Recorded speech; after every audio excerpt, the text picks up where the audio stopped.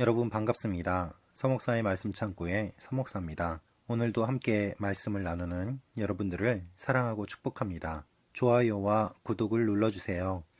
여러분과 함께 더 많은 말씀들을 나누기 원합니다. 오늘은 다니엘 9장 1절에서 14절 말씀입니다. 오늘 말씀은 다니엘이 다리오가 왕이 돼 바벨론을 다스린 첫 해에 하나님의 말씀이 기록된 책을 보고 마음에 찔려 하나님 앞에 회개하는 내용이 기록되어 있습니다.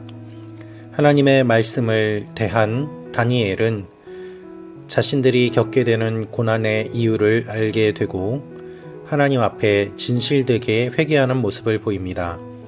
이 말씀을 통하여서 우리에게 주시는 하나님의 마음을 함께 나누기 원합니다. 1절, 2절 말씀입니다. 메대 사람인 아하수에로의 아들 다리오가 왕이 돼 바벨론을 다스린 첫 해였습니다. 곧 그가 다스린 지 1년 되던 해에 나 다니엘은 하나님의 말씀이 기록된 책을 보고 여호와께서 예언자 예레미야에게 연수를 정해 말씀하셨음을 알았습니다. 여호와께서는 예루살렘이 무너진 지 70년 만에 돌이키시겠다고 하셨습니다. 또다시 왕이 바뀌었습니다. 이제는 다리오가 왕이 돼 바벨론을 다스리게 되었습니다. 여러분, 그럼에도 불구하고 다니엘은 바뀌지 않았습니다. 왕은 계속 바뀌지만 다니엘은 바뀌지 않는다는 사실을 기억해야 합니다. 하나님께서는 우리를 기억하고 사용하십니다. 세상이 어떻게 변하더라도 하나님의 사람들은 변함없이 뿌리를 내리고 그 자리를 지킬 것을 주님께서는 원하십니다.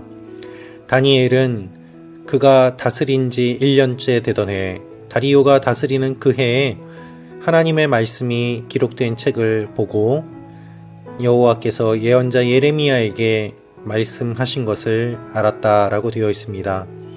하나님께서는 예루살렘이 무너진 지 70년 만에 돌이키시겠다고 하셨던 그 약속을 다니엘이 말씀을 읽으면서 알게 된 것입니다.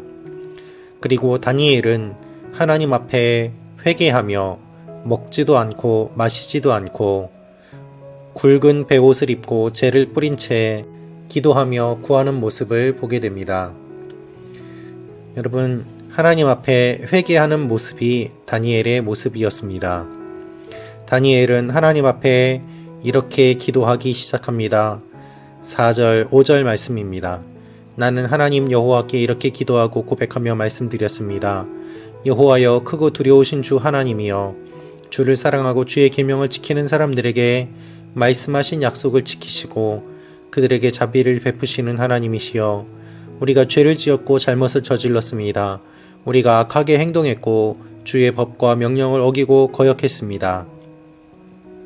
다니엘은 지금 자신이 처해 있는 포로 생활, 그 생활 처지가 어떻게 그렇게 되었는지를 하나님 앞에 깨닫게 되고 고백합니다. 우리가 죄를 지었고 잘못을 저질렀다라고 이야기하는 것입니다. 여러분, 조상이 잘못했다고 하더라도 후손인 다니엘이 회개하며 기도하면 하나님께서 들어주시고 응답하시고 용서하실 줄로 믿습니다. 누구든지 대표하여 그 죄를 뒤집어쓰고 기도하는 것이 필요합니다. 그것이 죄사함의 가장 기본적인 전제가 되는 조건입니다. 우리의 모든 죄악들을 주님께서 뒤집어 쓰시고 우리를 위하여 기도하심으로 말미암아 우리의 죄가 용서받았습니다. 이 사실을 기억하며 우리는 감사해야 합니다. 우리는 하나님 앞에 부끄러운 존재일 뿐입니다. 그러나 주님께서는 우리의 부끄러움을 다 보시고 주님께서 직접 십자가를 지심으로 말미암아 우리를 용서해 주셨습니다. 다니엘은 9절에 이렇게 고백합니다. 주 우리 하나님께서는 자비와 용서를 베푸시지만 우리는 주께 반역했습니다. 그렇습니다, 여러분. 우리의 본성은 하나님께 반역하는 것입니다. 이것을 하나님 앞에 고백해야 합니다. 우리는 아무것도 아니고 하나님을 떠나고 하나님께 반역합니다. 그것을 고백하며 하나님 앞에 기도할 때 우리의 회개가 진실된 회개가 되는 것입니다. 하나님께서 하시는 모든 일은 의롭습니다. 다니엘은 이렇게 고백합니다. 14절입니다. 그래서 여호와께서는 이 재앙을 준비해 두셨다가 우리에게 내리셨습니다. 우리 하나님 여호와께서 하시는 모든 일은 의롭습니다. 그러나 우리는 하나님의 목소리를 듣고 순종하지 않았습니다. 말씀의 진정한 목적과 의미는 우리를 깨우치시기 위함이고 우리를 찌르기 위함입니다. 우리의 심령이 찔리지 않는다면 우리는 말씀을 진지하게 대하고 있지 않은 것이라고 볼 수 있을 것입니다. 우리가 말씀을 진지하게 대한다면 말씀이 우리를 찌르고 깨우치고 바른 길로 가도록 인도해 줄 것입니다. 하나님의 말씀은 우리의 길을 인도합니다. 하나님의 말씀은 우리의 모습을 보여줍니다. 우리는 정의가 없다고 슬퍼하며 부르짖습니다.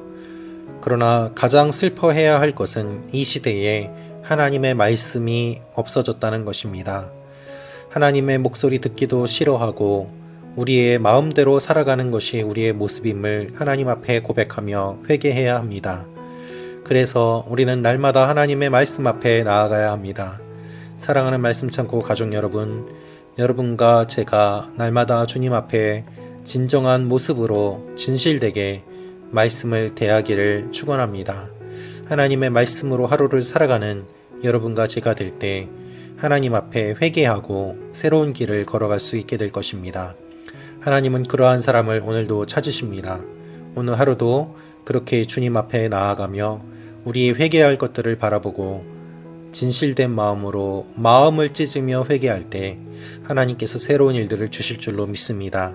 기도하겠습니다. 아버지 하나님, 다니엘이 하나님의 말씀을 읽고 약속을 깨닫고 심판의 원인을 깨달았습니다. 우리에게 말씀하여 주시고 말씀을 통하여 깨닫게 하시고 또한 회개하게 하여 주옵소서. 예수님의 이름으로 기도합니다. 아멘.